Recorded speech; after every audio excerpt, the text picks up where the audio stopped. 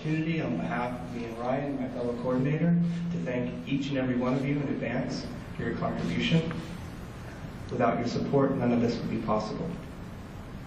I'd like to say a couple opening remarks about what the Ethics Bowl is for me.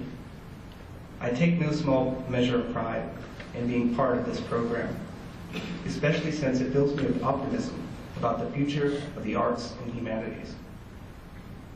It's been said by many that the arts and humanities are on the decline, and I wish I could bring them here today to show them what I see in front of me.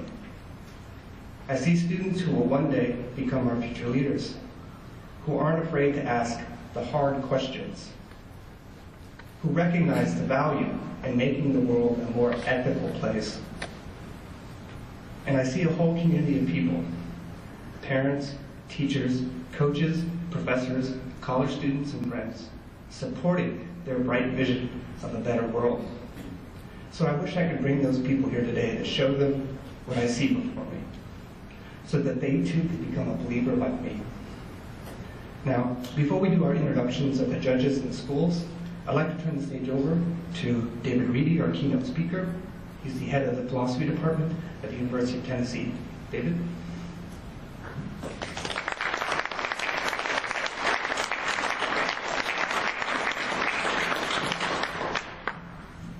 Thanks, Don, and thanks, Ryan, very much for your work. My status just changed from, would you mind making a few remarks to our keynote speaker?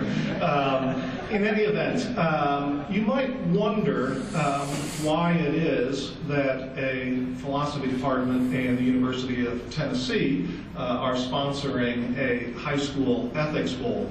Let me just say a word or two about that. Ethics, of course, belongs to all of us. We're all interested in how to live well, how to organize our actions, our practices, our institutions, and our character so that they're aimed at proper values. So in that sense, there's no special claim that UT or the philosophy department has with respect to a high school ethics bowl. But UT as an academic institution, of course, is interested in furthering reasoned inquiry into all manner of subjects, from the natural sciences through the social sciences, the humanities, and the arts. And ethics is a special province there, since it belongs to the human experience of the social sciences and the humanities. And within the social sciences and the humanities, philosophy as a humanities discipline is unique in its inquiry into ethics, because unlike the social sciences, which are interested in studying ethics as a social phenomena and how causal forces bring about ethical change and so on, and unlike religious studies, which is interested in theological relations to ethical questions and so on, philosophy pursues singularly a reasoned inquiry into the fundamental questions of ethics. What are basic values? How do they make their claims on us? How ought we understand the reasoned relations between basic values and, as I say, our actions, our practices, our institutions, and our character? And so philosophy, the Department of Philosophy in the Humanities, is the department at the university which most focuses on that sort of inquiry. And since that's the sort of thing that we're inviting you to do here today in this ethics bowl, is to engage in that sort of reasoned inquiry, it's entirely appropriate that the philosophy department be the sponsor of this event. Of course, the College of Arts and Sciences and UT more generally is also quite interested in supporting the event, and does in fact support it, and that's because of their investment in the ideals of democratic citizenship. The fact is that universities, state universities, have as one of their primary charges the social reproduction of citizenship. And in a democracy, that is no small undertaking, because in a democracy, the shape of our institutions, the nature of our social ideals is up to us. It's something that we decide collectively. And we decide it collectively through free, reasoned, and civil discourse. And at the University of Tennessee and all its departments and its various centers and institutes and so on is devoted to that mission, the social reproduction of citizenship. If we cannot sustain reasoned civil discourse, if we cannot manage reasonable disagreements over basic moral questions, there's little hope for a stable and enduring democracy. And so it's entirely appropriate that the College of Arts and Sciences and UT more generally be involved in this undertaking. Of course, your high schools are also participants in that undertaking as well. Civic education doesn't just belong to universities, but it's during the university years that you all will begin to transition into citizens in the official sense, with voting rights, with full access to the political process, and so on. And so college years are special years with respect to development into citizenship. As you participate in this event and think about the role of the UT Philosophy Department and the College of Arts and Sciences in sponsoring it, I hope you'll give some thought to UT as a place to continue your studies. Not just into whatever particular discipline you're interested in pursuing, natural sciences, social sciences, professional schools like engineering, arts, humanities, and so on, but also give some special thought to that special humanities discipline, philosophy. Whether you decide to major in it or not, it's a discipline that ought to command at least some of your attention during your college years. And it's a discipline that you're not likely to be familiar with from your own high school education. My guess is that only a handful of you have had any exposure to philosophy as a discipline in high school. Let me just remind you, or for some of you, tell you a few things about the discipline that you might not be aware of. It is the discipline in all of the university that has the oldest roots. It's the oldest academic discipline. It is the discipline that has the widest reach.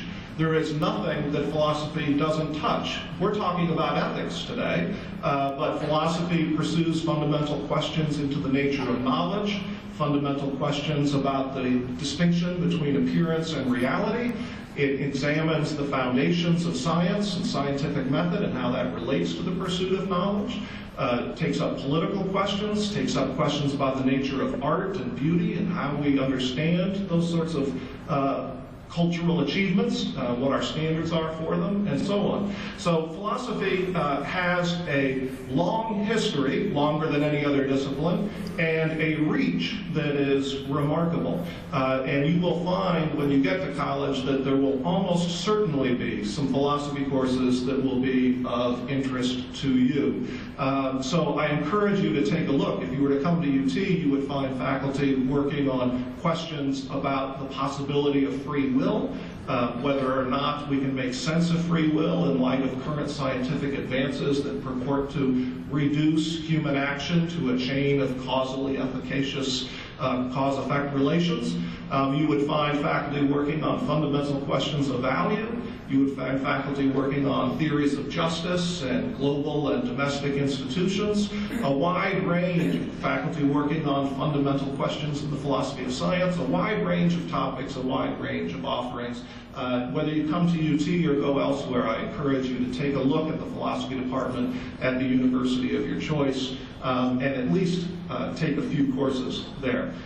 Something else you ought to know about philosophy, if you were to begin to look at test scores for people who go into law school or into other advanced pursuits, medical school, other professional schools where you take the graduate record exam, the GRE, philosophy majors are always among the top 2 or 3 performing majors on all of those tests.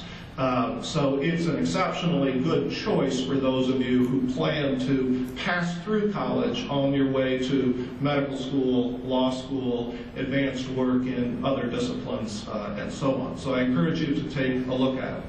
Let me lastly just ask you to join me briefly, because this is the only chance I'll have to do this, in thanking not only Don Dillard and Ryan Wendignick, who have so ably functioned as our coordinators for this year's event, but also the staff at the Department of Philosophy who's not here. They work tirelessly 9 to 5, 5 days a week, so we let them have Saturday off. That's not true for graduate students, by the way.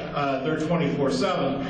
But in any case, I'd like also to thank the staff of the Philosophy Department and Lynn Champion in the Office of Outreach in the College of Arts and Sciences, who have been especially helpful in helping to grow this bowl over the years. We intend to continue to grow it. They've supported it tirelessly and worked very hard on your behalf. So please join me in giving them a round of applause.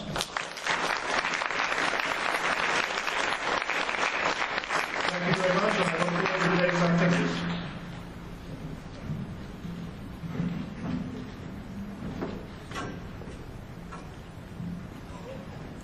Thank you very much, David. I'm glad I decided to speak first because he's a very tough act to follow. Now, let me begin by introducing the high school Ethic Bowls teams involved in the competition. When I call your school's name, please stand up to be recognized. Austin East High School.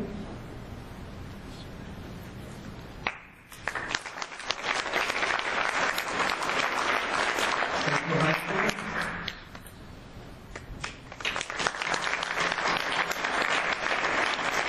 Liberty High School.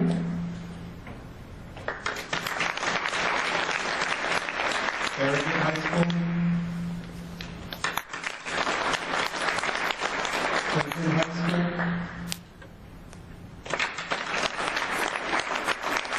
Jefferson County High School. Elementary STEM Academy. Oak Ridge High School. Oliver Springs High School. And Northwood High School. Thank you very much for being here today. Now allow me to introduce your Ethic Bowl judges. Judges, if you could please stand. From the University of Department of Philosophy at Knoxville, Alex Felt.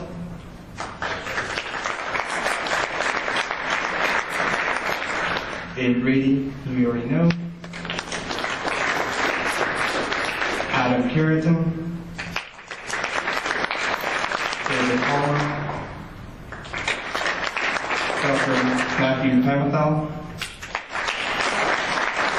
Kevin Libby, Megan Hojo, Nolan Hatley,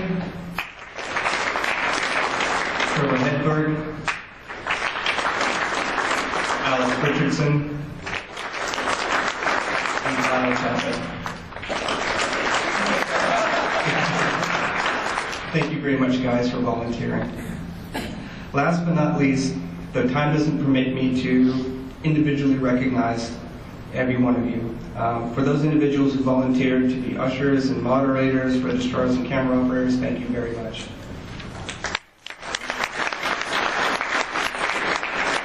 That said, it is now time to kick off the 2014 Tennessee High School Ethics Bowl.